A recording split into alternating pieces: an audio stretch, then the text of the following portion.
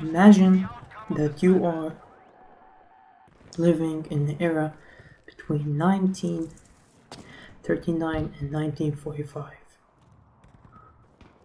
where dying from a bullet or just dying in war is just another number. Well, I can imagine that, you know, because we are living in that era as well. Between all the bad things that's happening all over the world, you know, the wars and in Syria, Iraq, and so on, and even the you know, the murders and so on, and happening in the United States and other countries. Anyway, let's go for something fun. Here we're gonna talk about 5 World War stories that actually happened and really needs to be made a movie about. First story, it's called, I'm gonna call the Night Watchers. Now, well, some call it the Night Witches. It's made up of only women.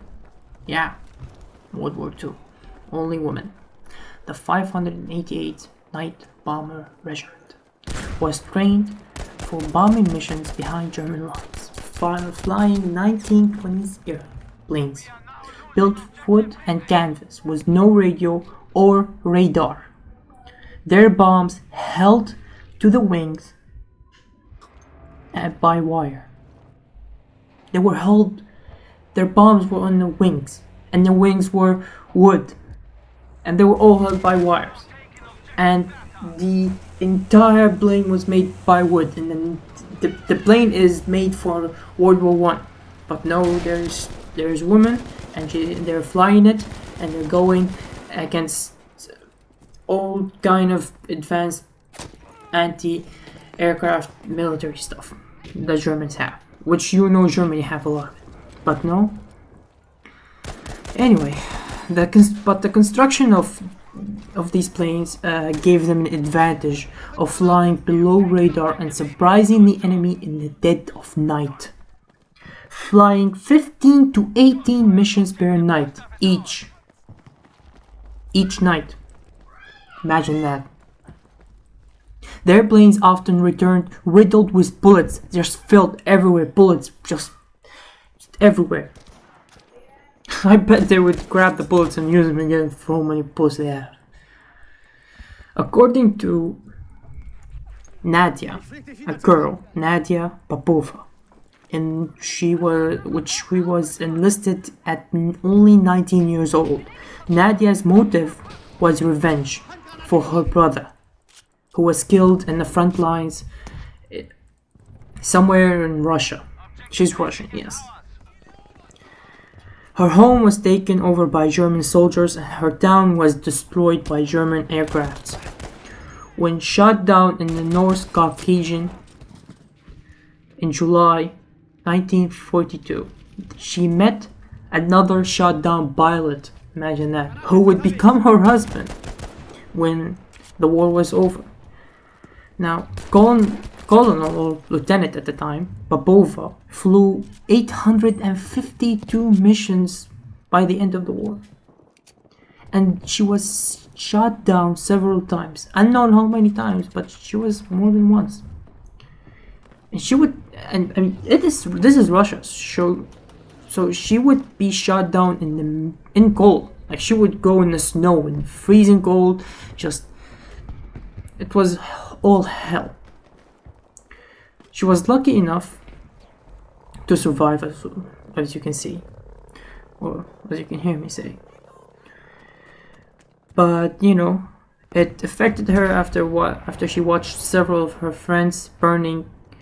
You know, several of her friends' planes just burning down and going down from the sky. You know, so that was must be messed up. The regiment, unofficially known as Stalin's Falcons, were given a much more chilling name by the Germans. Nachrichten or something like that. Or the Night Witches. Yeah, Sounds like the perfect name for a serial movie, doesn't it?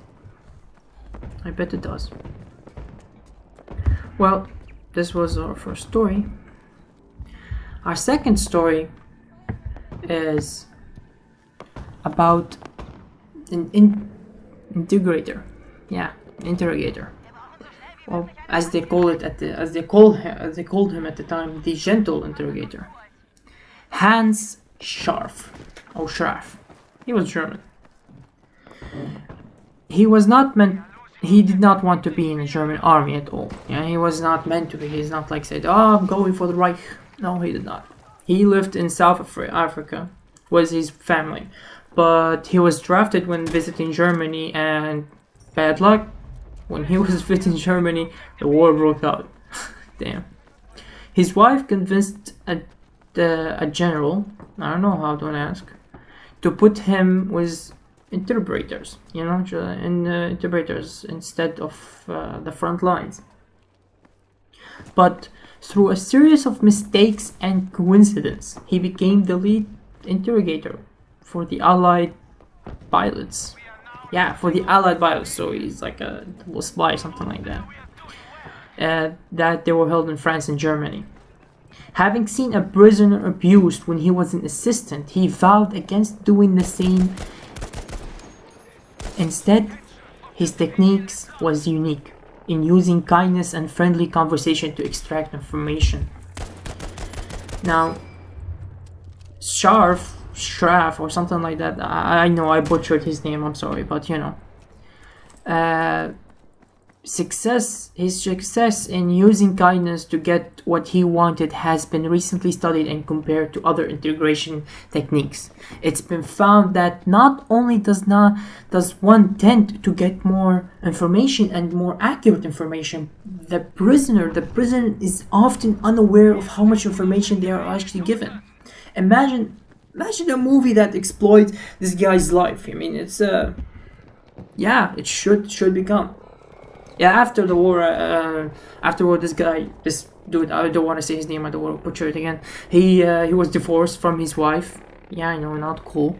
And moved to the United States, where he married an American, and he found success in a new career as an artist. Actually, one of his works, and this is awesome. One of his early works appeared in the Magic Kingdom castle at Disney World. Yeah. Second story. Now we're going for the third. Major Charity Adams, United States Army. The Buzz Bomb, the American 6,888th Central Postal Directorate Battalion, yes sir, was the only all-female, all-black Army corps overseas in World War II. Just one. Their journey started off with a bang. A buzz bomb was their welcoming committee upon their arrival in London in February 1945.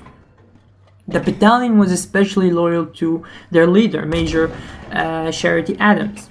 A visiting American general, displeased upon inspection that the major's whole unit was not present, threatened to replace her with a white lieutenant over my dead body. Yeah, over my dead body, she said. Her battalion agreed. If he intended to court-martial her, he would have to court-martial all of them. Now that is some leadership, ladies and gentlemen. He apologized immediately. Their work wasn't finished, of course. After the war, they were sent to Rien. It's a city in France, to move letters around Central Europe. The welcome they received in Europe laid the backbone, like how good in Africans or women soldiers were received in Paris, and it's so you can't judge any African Americans that they went to World War II in Europe and they were treated. They were doing all kind of free things that they couldn't do in the United States.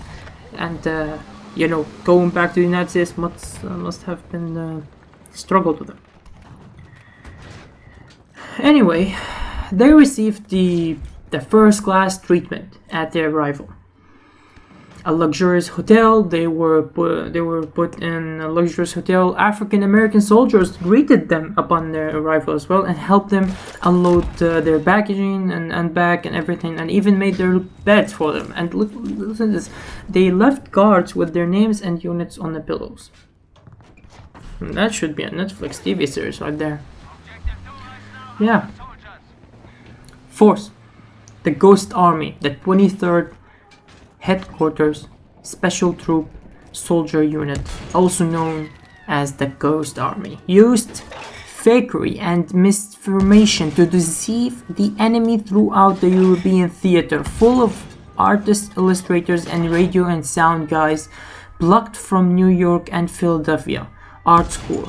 In January 1944, the 1,100-man unit often pretended to be a much larger group with the use of 500-pound speakers that could be heard at a 15-mile radius. They sent fake radio transmissions to distract the enemies from actual missions that were happening at the same time. They deployed handmade blow-up tanks and fake observation planes to round out their schemes. They marked their tanks with chalk and sued to fake it, to fake everything. They pretended to be an entire unit, like they did. There were some guys and just they made an entire fake army that did not exist. Prevented from talking about their experience before the reports became declassified, somewhere in the 70s or 60s, something like that, the majority of the American army was unaware of their existence, until former soldier and then illustrator Arthur L. Shillstone wrote about it in 1985, exactly, while the PBS broadcast. They broadcasted a documentary on the group in 2013. It's not so recent. The surreal story is it's full of movie. They need to make a movie about this, like really. Now to our final story, the ruthless interrogator. Yeah, so we were talking about the kind interrogator, and now we're talking about the ruthless interrogator. The final story, Vera Atkins, the ruthless interrogator. That's what they called her. Vera Atkins placed 400 agents out to the field, training them for months, teaching them the ropes and accounting for every detail of their new identities. So when the war ended in 1945, with over 100 agents from the 400 were unaccounted for, she made it her personal mission to solve the stories of these missing women. She muscled her way into officially joining the British War Crime Commission. She was known for her ruthless interrogation skills. She noted in one report that she had the commitment of Usher admitting to his horrible crimes before lunch. Atkins was part of several such investigations, but she also used the information to forward her search for her spies. Yeah, carved names on jail cells walls and sketches from a former Vogue sketch artist, apparently, who would survive multiple concentration camps in the war, and he interrogated some letters. All were recorded and used as part of her investigation. When she returned to the United States, she focused on publicizing and memorizing her forgotten agents, so everyone can know about it.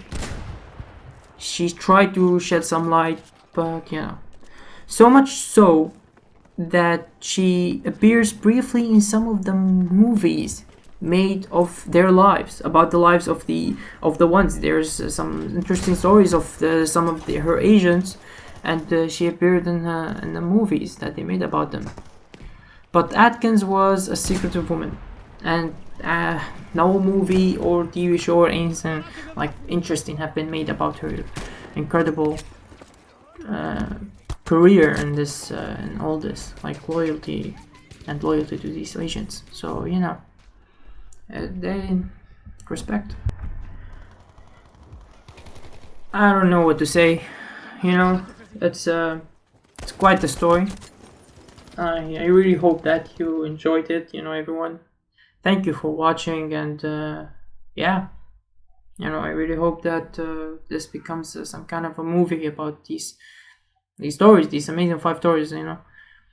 Maybe we would focus on them in a special video on each one of these stories. But for now, enjoy, and don't forget to subscribe. Thank you.